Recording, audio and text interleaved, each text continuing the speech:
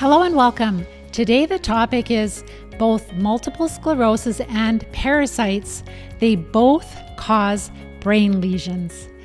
Today we're going to talk about research, and I'm going to show you that there are multiple different types of parasites that cause lesions in the central nervous system, in the brain, and in the spinal cord that resemble the lesions found in the central nervous system of MS patients.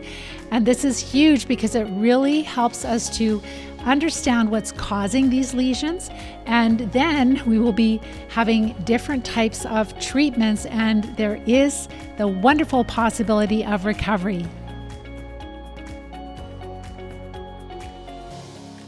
If we haven't met, my name is Pam Bartha. I'm the author of Become a Wellness Champion and the founder of Live Disease Free. I was diagnosed with multiple sclerosis over 36 years now ago. And when I was first diagnosed, I was told that your immune system is attacking your nerve tissue for no reason.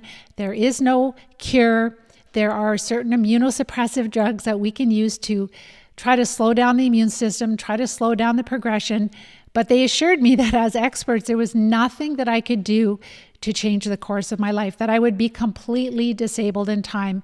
I was devastated. I thought I was a healthy person. And then all of a sudden I had this mysterious thing taking over my body. So by the grace of God, by crying out to God a lot, I found, or my mother-in-law gave me a book on integrative health. And they were talking in that book, written by a medical doctor, talking about how infections, chronic infections in the body were causing MS and other diseases, and how, as this doctor treated those infections, people were recovering from all kinds of conditions, including multiple sclerosis. So when I read that first book, I didn't know if I'd be cured. I just thought, this is a lot more hopeful than what I have been told by the experts. So I decided to take a different path, and I never went down the standard of care for multiple sclerosis again. I have lived 35 years or 36 years by now, MS-free. I had another child. He now has 3 children. He's married. I have 8 grandchildren. I was able to raise my family. Now I'm a grandmother. I actually got back into horses again. Been married to my soulmate for over 40 years. And I would have never had this life, and especially the privilege, the honor to coach others in their recovery, because when you get your health and your life back, that's what you want to do. You want to help others. And that's what I have been doing for over 20 years now. So since then, we have served thousands of people all over the world, helping them to recover from many types of chronic diseases, including multiple sclerosis, but others also, stemming from infections, stemming from parasitic infections in the body that our doctors don't have good tests for. They haven't been trained to identify or to treat these parasites. And so people are left just stranded, basically. And a lot of people are starting to understand that they're dealing with parasites, and they're desperately trying to find answers. They're self-medicating. That is not a wise thing to do.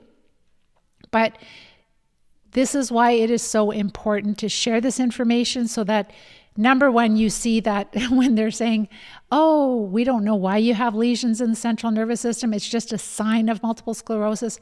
It's a sign of inflammation, but we really don't know what's causing it. It's your immune system. Your immune system is overreacting. It's gone haywire for some reason. No, the science shows that there are some very common parasites that cause lesions in the central nervous system. And so there is a true cause of these lesions. And as we treat these parasites, then our brain can heal, we can prevent future lesions, and our body can heal, and we can recover, we can get our health and life back, and we can live a long, healthy, and happy life, learning from this horrible ordeal that we've gone through. So the way that we diagnose multiple sclerosis is through MRIs. So that's an image. It's a technology where they use very strong magnets that take pictures of our brain and our spinal cord. That's what we're looking at with multiple sclerosis.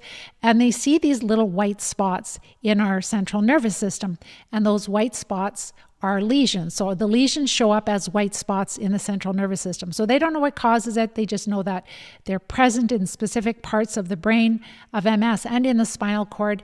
So it's a very, very powerful magnet, and radio waves also that capture detailed images of our brain and spinal cord. And so again, we don't know what causes the lesions, but this technology is able to find lesions in the central nervous system if they're there. And so lesions are pockets of inflammation. They are pockets of damaged tissue where the immune system is fighting something. Yes, it is an immune-mediated condition, MS, and all autoimmune diseases, and even cancer. So the immune system is always involved, but we can have different types of parasites that are in MS or cancer. There will be certain ones that are similar in different diseases, but there will be some that are characteristic to specific diseases. These lesions are present in not just multiple sclerosis also, that's really important. They are present in different conditions like migraine headaches, lupus, Parkinson's, Alzheimer's disease, brain tumors, strokes, inflammatory bowel disease, and encephalomyelitis. I've heard also in the research, like people that are dealing with autism, they can have lesions in the central nervous system. So this is not an exhaustive list, but you'll see that other conditions have lesions too. It's not only characteristic to MS. Another thing to mention too is that they keep changing the goalposts. So they're like, okay, years and years ago, it's like, okay, if it's an MS patient, they have lesions in these specific parts of the brain. And then later, they're like, well, no, it could include these other areas. And then later, well, no, it could be in this area, and this area too. So they keep changing their criteria for where these lesions should be present with multiple sclerosis. So these lesions are pockets of inflammation. There's a war going on, a war between our immune system, and it's fighting some kind of enemy. And they just don't know what the enemy is. They're just saying, oh, it's just gone haywire and it's attacking your own tissue. So there are various parasites that have been documented in science that they cause lesions in the body, but also in the central nervous system. And we're going to talk about the central nervous system today because that is a big factor of how we diagnose multiple sclerosis. So the first parasite I wanted to talk about is Toxoplasma, and this is a type of protozoa. It's a single-celled parasite. It has much more complex physiology than a bacteria, but it is a single-cell parasite. And we can get toxoplasmosis from eating undercooked meat, also from produce or contaminated water or produce, exposure from our cat feces. So if we have a cat in the house and we're cleaning the kitty litter box, cats do carry this protozoa, and we can become infected from our pets, from our cats. And also occasionally mothers can pass this on to the developing baby in utero. The lesion pattern, so this is what's known in science, is that Toxoplasma, this protozoa, can cause multiple ring-enhancing lesions in the brain. Some of the symptoms that this protozoa will cause: seizures, headaches, weakness, numbness, speech or vision problems, depending on where the lesions are located, confusion, personality or memory changes, and also just swelling in the brain, meningitis, encephalitis, and also just nausea, vomiting, vision changes from pressure in our brain. So this is just one type of parasite that can cause specific lesions in the brain. And they say that this protozoa is going to be more of a problem in people that are immunosuppressed. And again, another thing is like, why are some of us immune suppressed and others are not?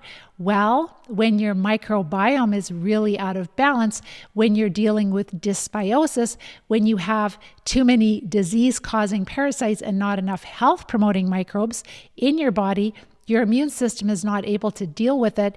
That makes us immune suppressed. So that would be the biggest cause. Of course, if you're on an immunosuppressive drug, that could be the cause also. But for those of us that didn't have a disease before the diagnosis of MS, we weren't on immunosuppressive drugs. But our immune system was compromised because it was dealing with such a heavy load of different types of parasites. The next parasite I wanted to talk about, and make sure that you type your questions in the question box, your comments. I'm just going to pull up the little box there. Awesome. It's so nice to see you guys there. Make sure to share. Like, do you have cats in your house? Is there a possibility that you might have been exposed to that protozoa? Or if I talk about some of these others, maybe you eat pork. I know some people like to not overcook their meat. I obviously don't like to overcook meat either, because then it's like leather. But there is this happy balance between, if pork is pink, you may not be killing off the pork tapeworm that's in it. So it's really important that we do cook our meat well enough. So the second parasite is called Taenia solium, which is pork tapeworm. And with a lot of these parasites, like tapeworm, they start in our gut, and then they will lay eggs. Larvae will hatch.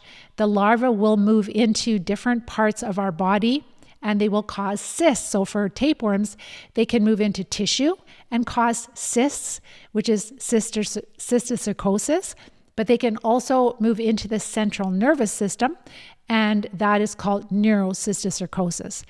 This is well known in science, right? And it's well known that they do have a lesion pattern that they produce, which are single or multiple ring enhanced lesions. Okay, so the pork tapeworm causes lesions when the larvae get into the central nervous system.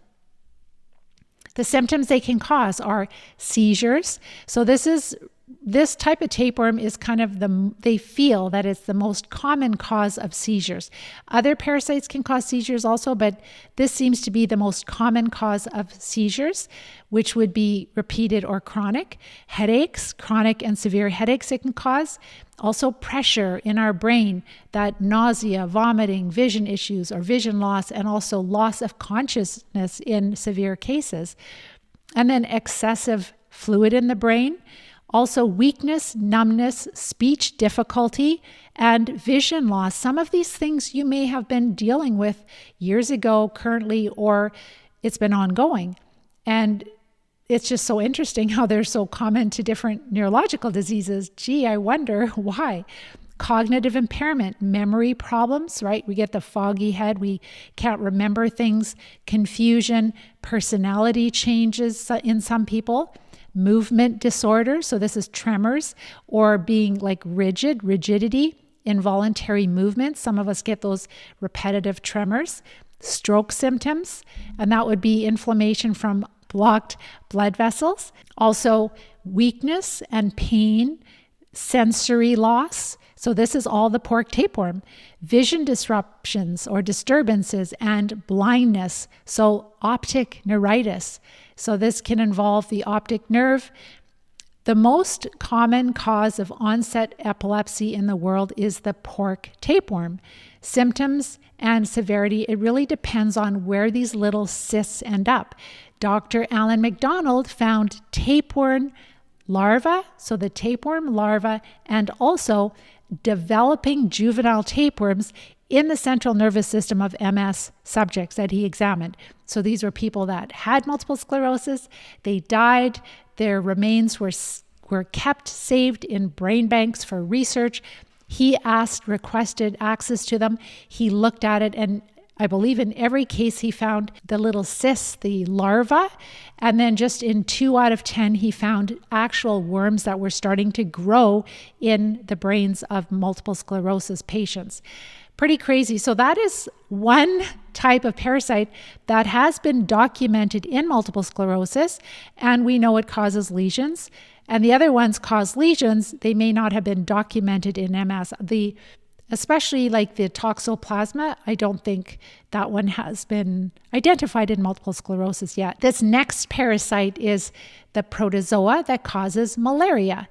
And this has been documented in multiple sclerosis. I did a really significant talk, and I have my notes.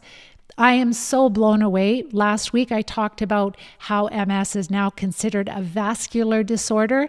Huge amounts of research coming out in that area, really helping us to understand that, why these lesions form from, and I'm not going to go into all the details. You can see that the last 2 weeks, I would say, are really profound about this topic. So last week, talking about all the research coming out showing how MS is actually a vascular disorder, not an autoimmune disorder. The week before that, I talked about multiple sclerosis and this malaria-like protozoa. And the research stems back to the late 1800s, the early 1900s, over 75 studies done on this topic. And back in the early 1900s, they were actually treating people for malaria, and they were noticing people that had MS had great improvements. Then some of these very forward-thinking practitioners back then thought, I wonder what would happen if we just carried on treating MS with malaria drugs, and they started looking for malaria parasites, and it's really hard to find them in the brain, but they found them in the brain. They found antibodies to malaria. They also started treating them with quinine, and they were having amazing successes. And then all that research was dropped, and we decided to adopt an autoimmune theory for multiple sclerosis, which we have been following for decades, and we haven't made any advancement. So those doctors over 100 years ago, like getting closer to 140 to 150 years ago, they knew more about MS. They were having better results with treating MS than we do with these newer disease-modifying immunosuppressive drugs. It's so sad, and this is why I do this work. This is why I do this research. I'm trying to show you that you can look up these studies yourself. Maybe you're not a science buff. You can always just look to see that there is a study. You can read the little introductory paragraph, which is an abstract. You can get kind of like Cole's notes of the whole study there. And you can see that this research is available to anybody. Why is it that the experts are not reviewing this? I thought they're supposed to be keeping up with this. Why are they not reviewing this? That's a good question to ask them. Just hand it to them and say, look at this. Why do you not know this? Why are you guys not researching this?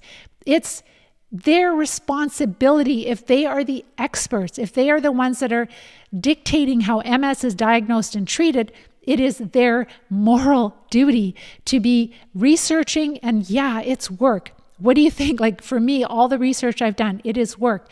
But at the end of my life, I have a clean conscience that I'm like, okay, I knew that these were infections. I didn't know how far we would get with understanding.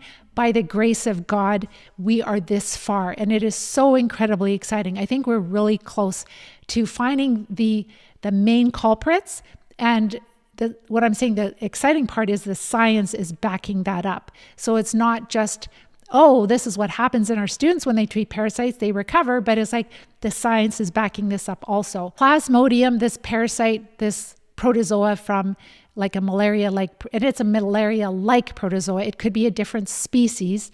We don't know because they've never tested. They're not looking for it. They don't find any value in looking for infections, which is so bizarre to me.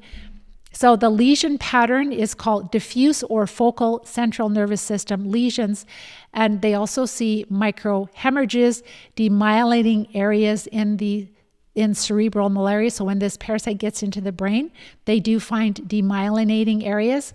There's a lot of similarities between MS. Like this is probably the front runner of the protozoa that would impact multiple sclerosis or be causing MS. There are many different types of symptoms. I'm not going to go into the unconsciousness. That would be like extreme cerebral. We kind of would have more of a chronic state in our body.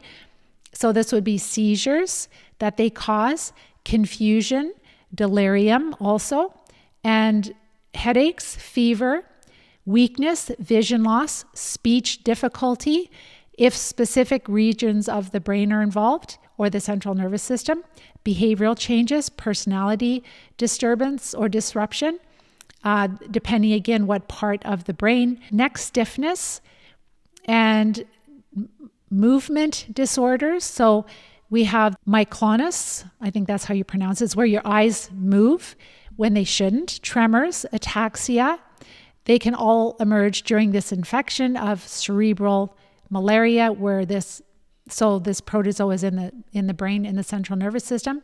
Visual disturbances, retinopathy, sometimes blindness or hallucinations. Also increased pressure in the brain edema. So again, with inflammation, we get this swelling in the brain. And so vomiting, and also worst case scenario could be a loss of consciousness. And then post-malaria neurological symptoms, they can be like coordination problems, confusion, seizures, weakness after initial recovery.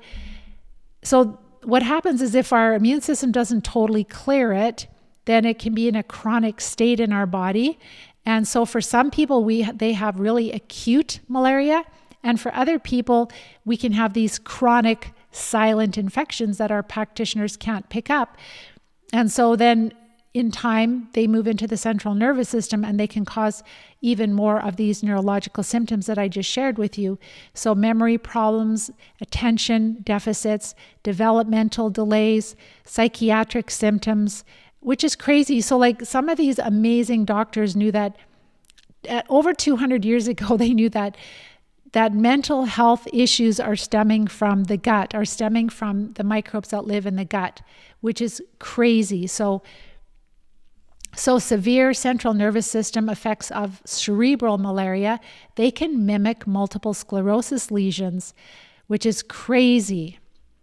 I think there's one or two more. So nematodes, roundworms, we can't see the filarial worms. They're very small. But this has been documented by Dr. Alan McDonald. I share this on a lot of my videos. So for over 100 years, veterinarians have known that when these small roundworms get into the central nervous system of domestic animals, that would be horses, cows, sheep, dogs, cats, they have symptoms identical to multiple sclerosis. They've known this for, again, over 100 years. The veterinarians have known this. I actually watched a video of a surgery, and I believe it was on a sheep or goat, where they opened up the brain. They took this little bladder out of the brain, and they closed up the brain, and so that had more to do with the neurocysticercosis, those little bladders of the immature tapeworm. And then the animal no longer had MS symptoms. It totally went back to normal strength, no paralysis, no numbness, no balance issues, no fatigue. All those symptoms were gone, and it just started eating. Incredible. So with these small filarial worms, Dr. Alan McDonald found them in every single MS subject that he tested, not in one or two of them, but in every single one. And they also carry Borrelia, which is the bacteria that causes Lyme disease. So they're making their own damage as they're scooting around in our central nervous system, but they also are infecting us with Borrelia, and that is heavily linked with multiple sclerosis also, the bacteria that causes Lyme disease. So these little filarial worms would be transmitted through biting insects, yes, ticks, but also mosquitoes and contaminated soil, animal feces, and especially the insect bites, for sure.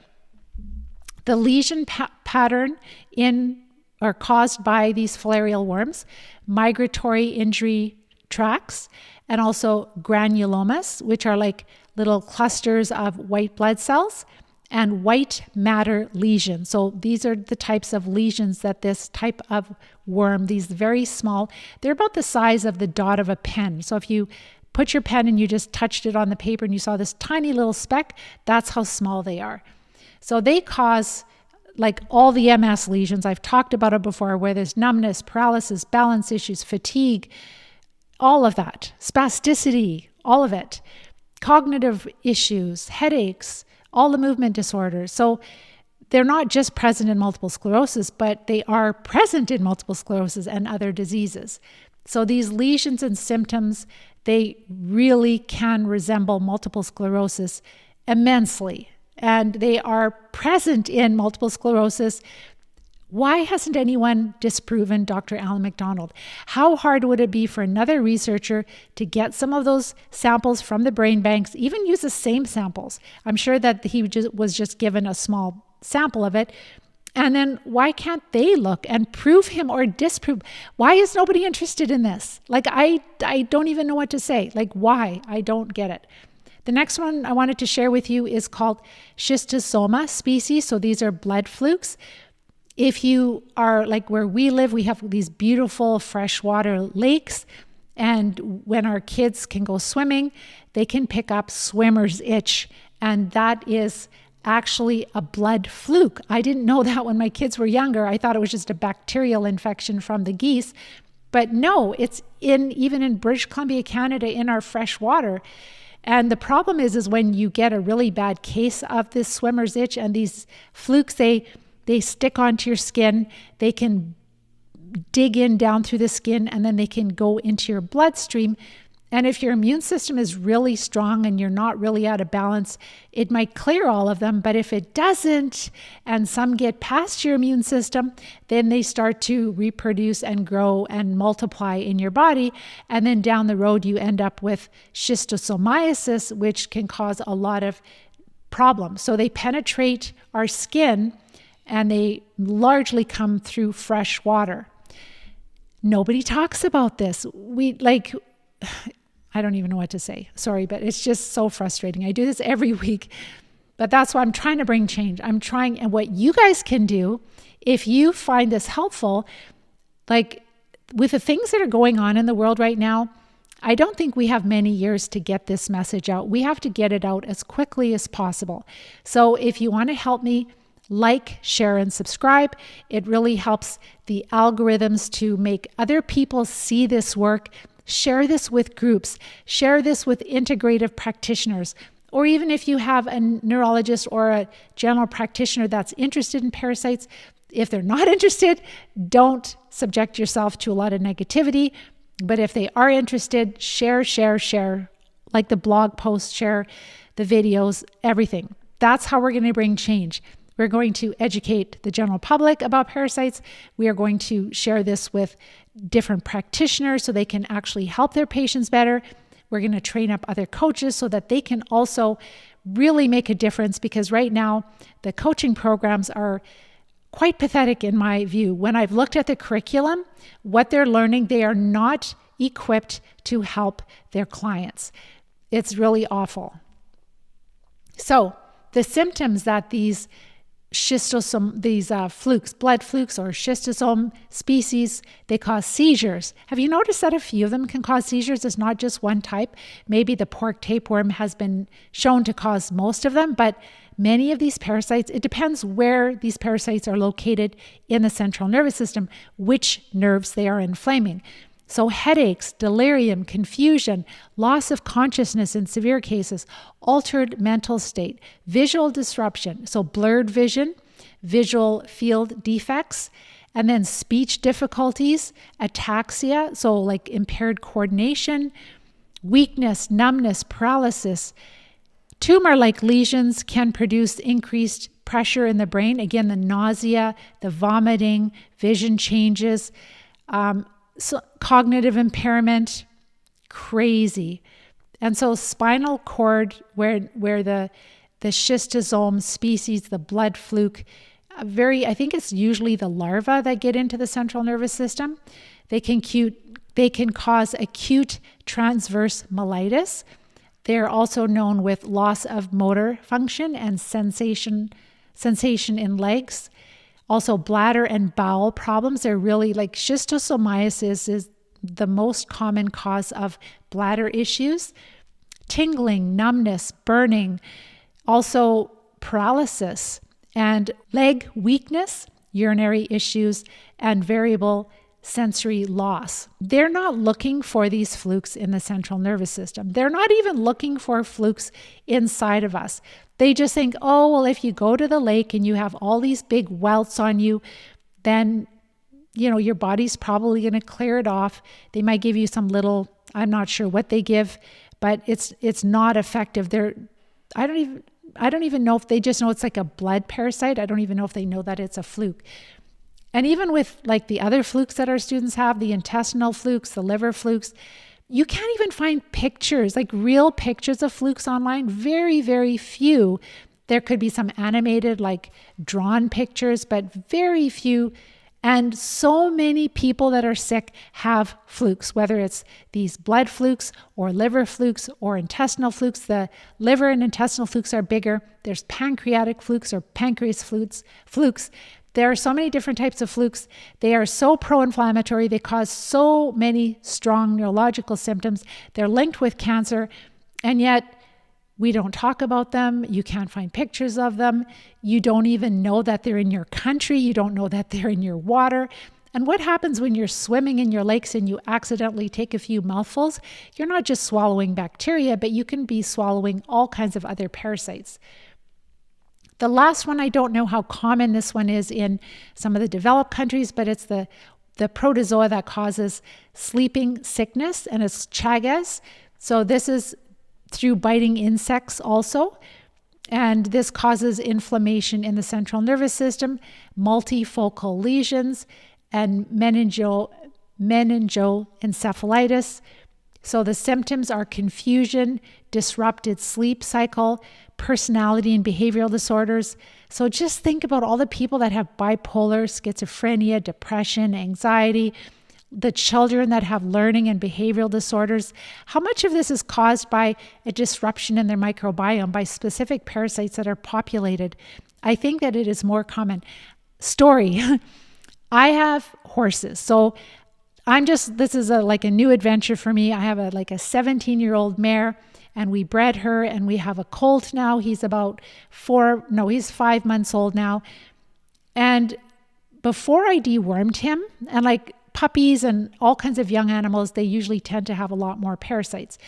So we do deworm our adult mares too. But I've never had a colt, and he's a male, and I'm thinking, okay, so it's just a typical male, like wanting to nibble, and just like hyperactive, and just almost like a little dangerous and difficult to train. And then I dewormed him, and I gave him 1 dose of ivermectin for his weight, and he passed probably 40 roundworms at least. And literally within 2 or 3 days, his personality changed 100. He's like a mature horse now. He's calm. You go up to him, you pet him. He doesn't bite at all. He doesn't nibble. And he didn't bite before, like an aggressive, mean bite. He was just like, always had to have something in his mouth, always like, and he's calm. It's just, and then now a month later, I'm hitting him again because he had so many worms. You've got to treat a few times. And he's passing some more roundworms, and he's so friendly and he's so calm. It blew my mind, and my husband too. It's like the only thing we did differently was we dewormed him, and he passed all those worms.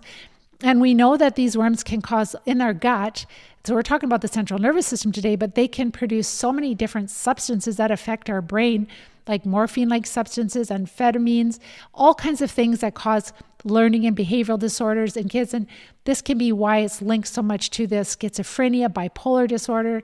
Like, it's absolutely wild. It's a different horse. And then can you imagine if we treated children that had worms, and would they still have the learning and behavioral disorders? And some of the behavioral disorders are so bad, especially when they get to be teenagers, if they haven't been treated well. If their microbiome is, of course, there's also multi-factors involved, but the microbiome has such a huge impact on everything inside of us.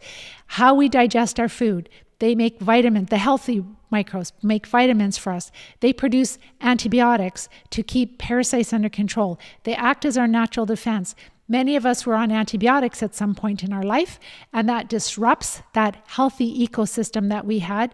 And then we are just sitting ducks for whatever parasites we come in contact. And even my little horse, he never had antibiotics, and he had all these worms. I've been deworming his mom. Maybe we're not deworming the adult horses, our pets, our dogs well enough either. 1 dose for our dogs? I don't think so, because as humans, we are doing multiple treatment cycles, and people are passing hundreds of worms when they're recovering from chronic disease. It's very common to have students to say, I've already counted 200, 300, 400, 500, 600 worms.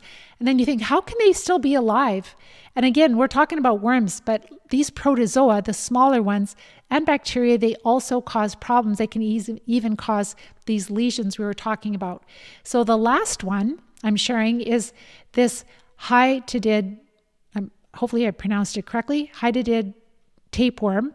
So this is again a flatworm. So tapeworms and flukes are flatworms. And so we get this through ingesting eggs from dogs. And then sometimes it's even from coyotes going into dogs. And then because dogs eat different feces. And if you're living in an area like a province or a state where you're on farmland and your dogs have access to, there might be feces from coyotes, they can pick it up from that also. And also from contaminated food and contaminated water. The lesion pattern would be expanding cystic lesions.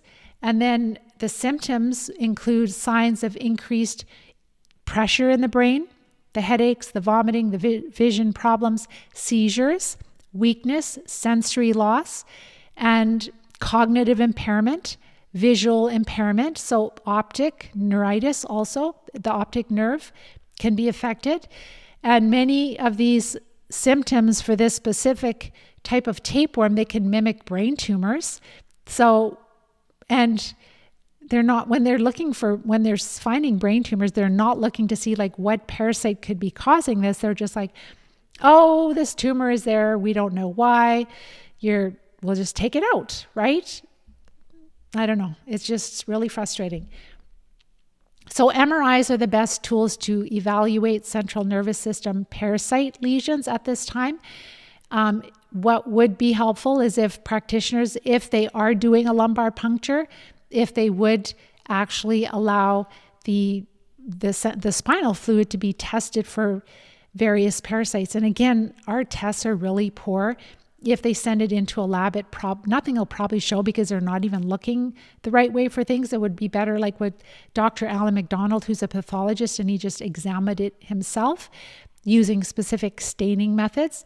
And so it wasn't hard for him to find these filarial worms, the tapeworm larvae, the Borrelia, in the central nervous system.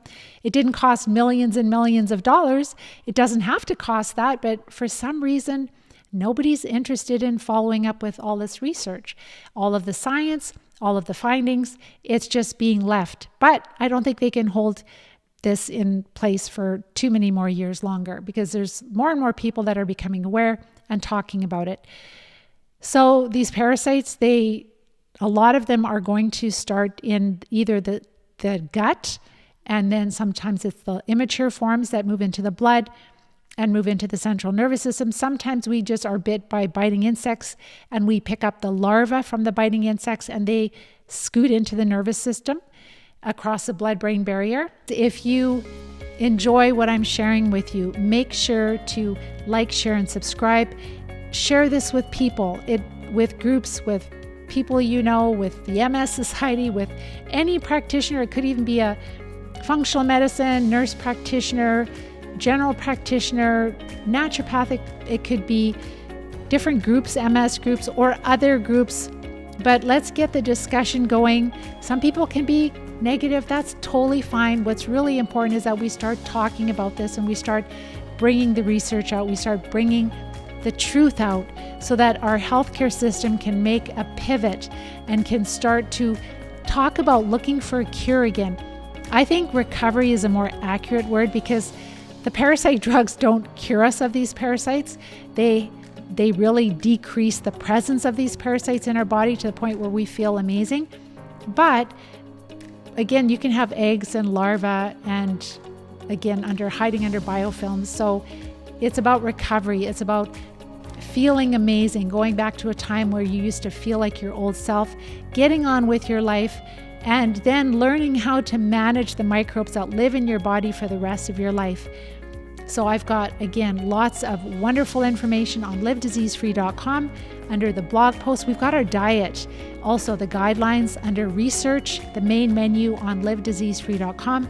Watch testimonies from our students that have taken the program. You will cry, happy tears when you see them. They're on YouTube, they're also on our website. And then when you get to that place, it's like, Pam, I know that I have parasites. It makes so much sense. I've done so many things. This is the only thing that I have not done. And it's painful that I didn't do it because I've wasted so much time and money. I'm ready, but I don't have a practitioner that can help me.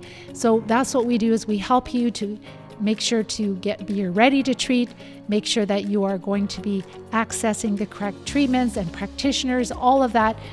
That's what we do for people all over the world. This is our mission, our ministry, our work, and we would be honored to support you if you would like our help. So then watch the masterclass training, fill out the form, look for an email from us, then also watch the coach-a-thon so you know really clearly what we're doing, and then you can book a time to chat with me, and I would be honored to make sure it's a good fit for you. Hope you have a wonderful week. Talk to you next week. Take care and bye-bye for now.